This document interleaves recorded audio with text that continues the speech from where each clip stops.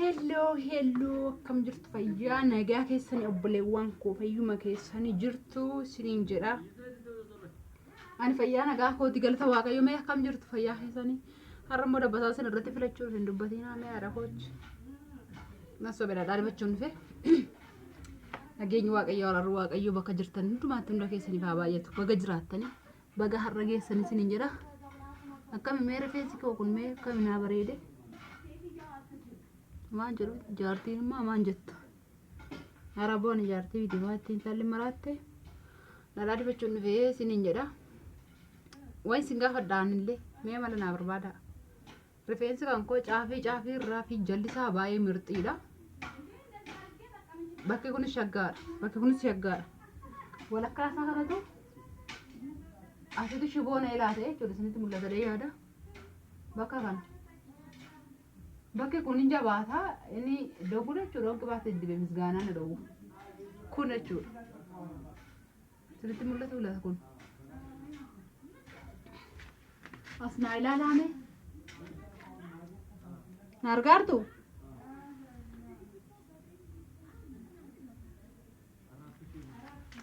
waa mana nooshanne sirriitti dukkanaa laata I'm so sorry siniin jira yoo sirriitti dukkanaa jirtu fayyaa keessanii akkam guyyaa kana geessanii nagaa keessanii ana buleettiin keessan nagaadhuma waaqayyo faa galatu baga jiraattan isiniin jedha. Dhadhaa dibachuun dhufe amma koottaa amma ilaaltu barbaada akkami mees na laalame kucuucuu koo dheereffadhee dhuga misgaana na dhowwee malee nama wajjin xaaraa isiniin jedha akkami maan jedhu miti. Maala boodon akkana godhee jedhee maanu gana maala fakkaadda seetanii gabaa wayinan argadda jechuudha gana gabaa isiniin jedhamu jaalallee wayi jaalallee ijaarsa wayi na bubiti anumaa hin jedhu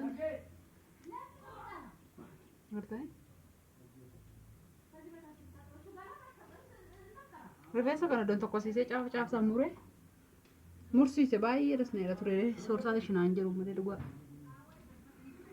annaa isinin jaalladha baga fayyaa taatanii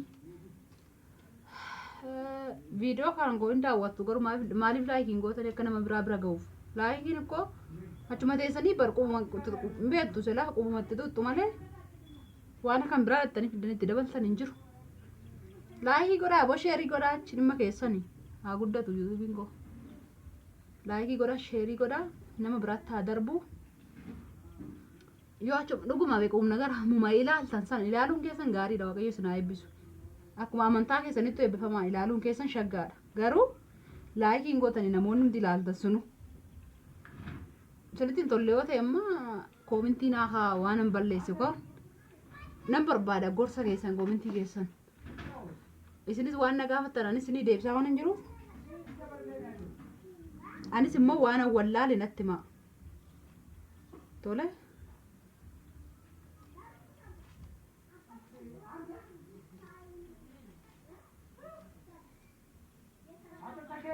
anis waan wallaale natti himtanii irraan baradhasi naaf fooyyessallee waan dogoggoreerraa jechuudha. Kanaafuu erga daawwachuun keessanii noollee laayikii tuqaa. Gooftaan sinaa eebbisu.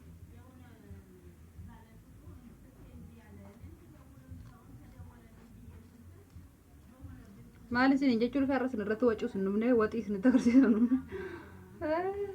Rifeensa nama xarachuu dhufe mucayyoon tokko ani galuudhaaf ka'ee ji'a tokko tafeettee kotta sumarraan buna dhuddee dabartaa amma ji'a kanatti anis asumaan jira. Waaqayyo jedhee koottu nagaan galisiin jira.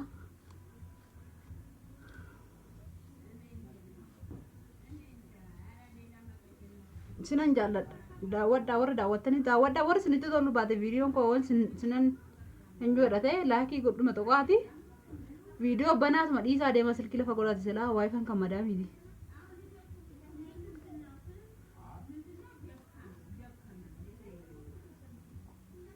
Waan sin barattan sin hojjedha waan sin irraa barasummoo nan barbaada. Okay?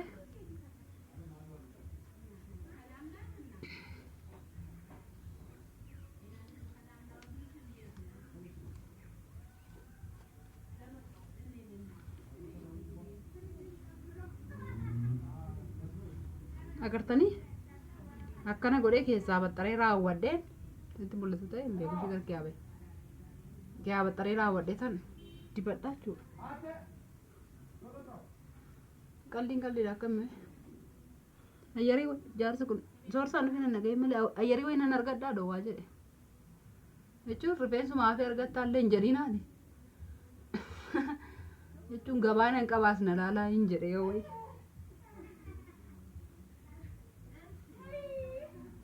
كيف زين صح كيف والله مية صح قولوا صح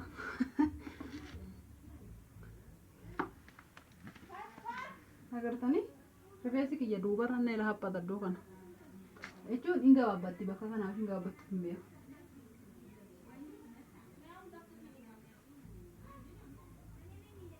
Kolfaa ammoo akkasin kofaltaniif rifeensa qabattee akkana urguufti jedhaati kolfaa badeen bittas kolfaa.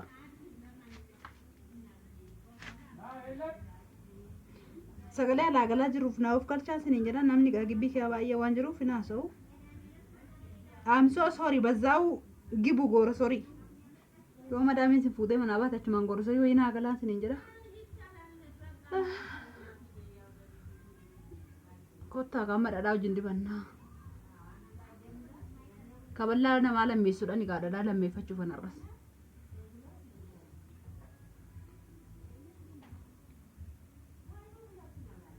Mucayyoo warqiin naannoon baasa dheeraa dibadhaani kaadhee dibadha. Warqiin dhiphatee birrii guddaadhaan bal'ate birrii guddaadhaan dhiphisiisuu hin danda'u hasi kannaan jette obboleetti. Eeyyeen dhiphisuus hin danda'u. Hin danda'u waanumtuu ganaa kan harkaa tokko kanaan dhaqee dhiphisiisaa jechuudha. Isinitti meera seenneen gaddaa na irraa faddee duusan. Akkuma tasaan manaa bahee bituu dhaqeeyyuu lammanni immoo kana fuudhee ba'e sanayyuu garaadhuma duuban fuudhee ba'e tarii birrii natti waddachuudha birrii naan qataalatacha fuudhee ba'e waaqayyo immoo na gargaare natsaa hojjechiisee galee aduusan kan gurraasan kanaafuu har'a dhadhaa akkanatti qibaatee makeen kaa'ee maal dhugaa mashaallaa foon haadha kubataa miti dhugaa kanaafuu birrii guddaadhaanis ta'u xiqqoodhaanis ta'u sirreessu rakkoon hin jiru fudhadhu hottu anu kana sirreessa natti dhugaa'een illee na dabbara seetan kifoo kana fidee beektu biti kifoo na ilaa googe kaa kifoon niin gadda bitee sun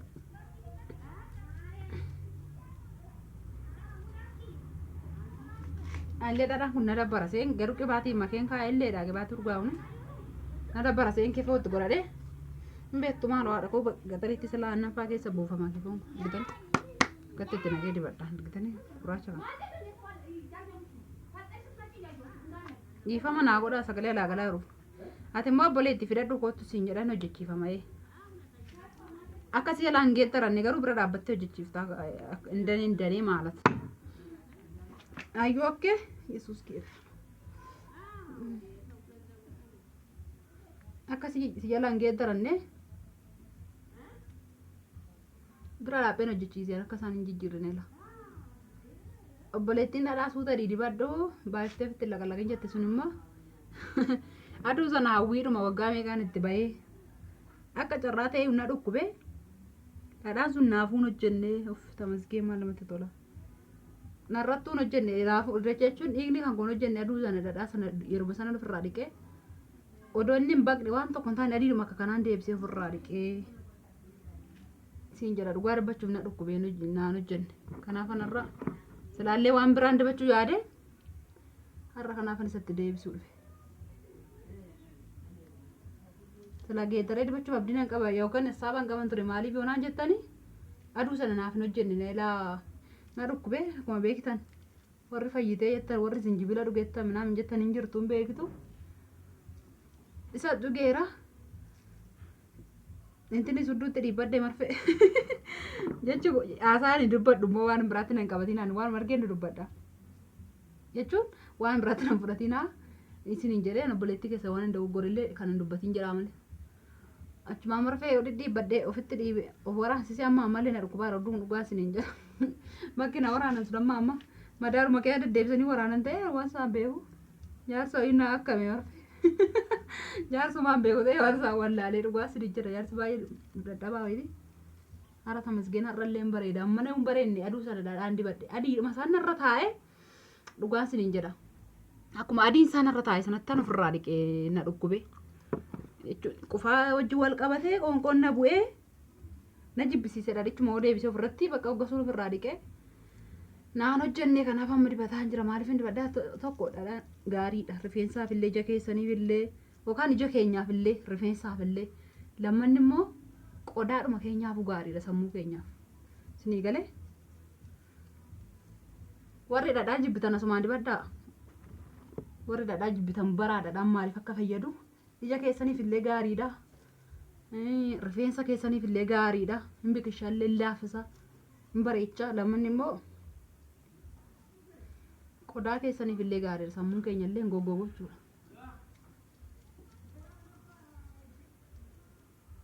Harga xinneesseen dibadha kan akka gaaf sana laqan hin jiru.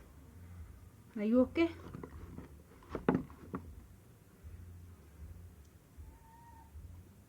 Iddoo kana mala wayii naa barbaadame bakka kana. Qixuman dibadhaa. Qixuman isaan diba. Garuu iddoon sun naaf hin bareedu. Rifeensi walakkaan sun qorcaccadha jechuudha iddoon. Ilaala iddoo kana. Qibaatis qixuman isaan diba. Waan hundumaa qixuman isaan diba garuu iddoon si nama agartan maal taaseetan qorcacna ilaadha jechuudha.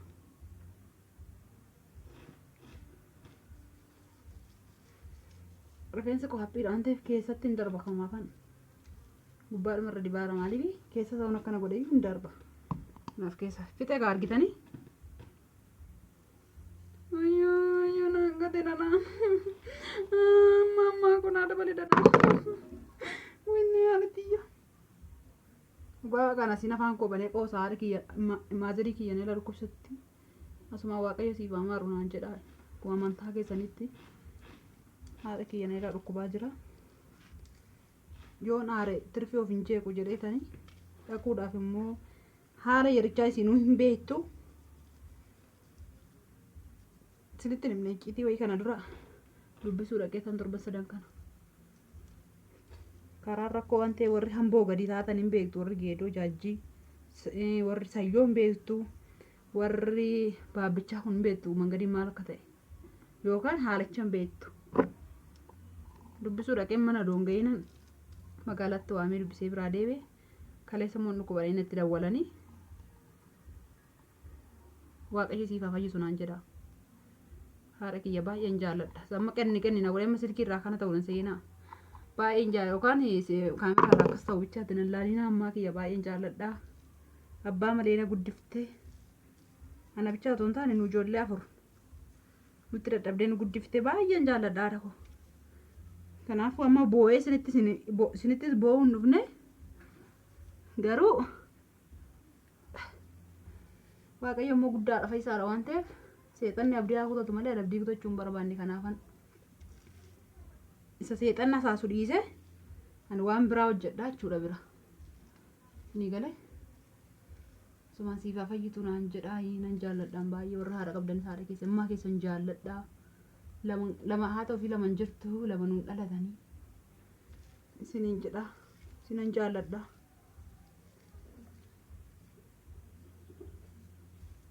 Har'a bakka kun addeesse in addaanne jechuudha. Har'a xiqqeessee maalin xiqqeessee miti zim jedhame naan qannaani malee isinii jedheen xiqqeessee dibadde seetanii naan qate. Waan tokko naan dibaddu qibaatillee haa ta'u sirriitti dibachuun jaalladha malee maali maqaanumaaf hin dibadhe moore. Kan isiniin jedha isinitti dukkanaatti fakkaate. Eenyu wal'isa keessa isaan xaraga malee keessaa akkanatti. Dhadhaa bizayitii qibaatii dhufeetanii. Qibaatii warra madaamii teessanii birri 15 $25 $20 $25 bittan isinitti fakkaate hin turtani. Hin turtani kunoo keessa akkanatti godhee kee arraabe. Goostani sirba. Akkanatti kee xaragee dibadhee bitanii. Rifeensa kootiif illee gaariidha. Ani qalloon keessanillee yaa ammallee gurraachee jaartee fakkaadde silaa malee. Anaaf illee gaariidha. Qodaaf illee gaariidha. Iji koo immoo duraayyuu gurguddaadha. Ittuma naaf haa gurguddisuuf illee gaariidha. Akkama namatti tolu odoo argitan inni akkana godhan. agartanii takka keessa akka itti waliin ga'ee badde. Sirriitti isinitti mul'ata reefdiin qaba laalaa keessa akka bitti akka inni badde.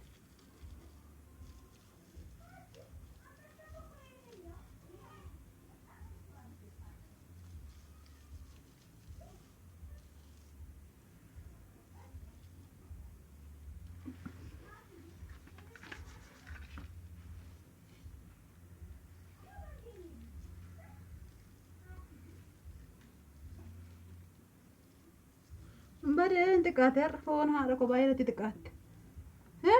Jaarroo haatee agartanii jaanduroo ofitti laqallaqee galmate. Kun shaarbiidhuma hidhachuun barbaachisu jechuudha. Assay tamaskeen.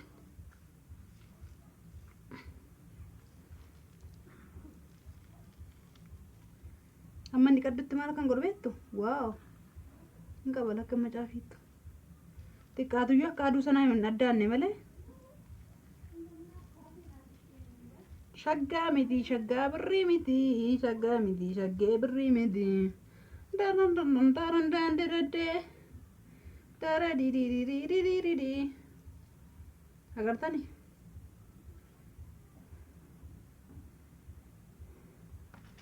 waan hordoftaniif guddaa galatoomaa bareedaa isinis akkanatti dibadhaa dhadhaa cifcif godhadhaati mana madaami taati bitaa aannan kaartoon san keessaa bitaa raasaa dibadhaa foon haadha koo. Ada kartun ya, anak kartun sang gaya rumbe tu mesti. Saya di badan mana badan kita ni tahu tidak. Besal macam jadi besal mau istirahat dah. Kalau nani intri gora, sudah bulu kan, orang bulu kera awat malam gora deh se. Nan, ini gora sudah nan. Macam apa? Ikat dah sudah dah. Sharbi istirahat deh. Akhirnya besal istirahat.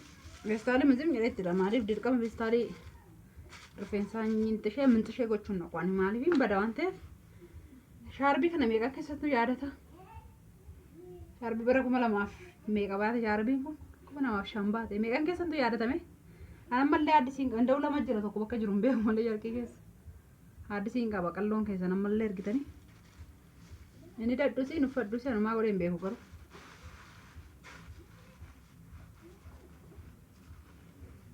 Setelah baadiyyaa tuan madu fekan ho isna undum tiganya yu.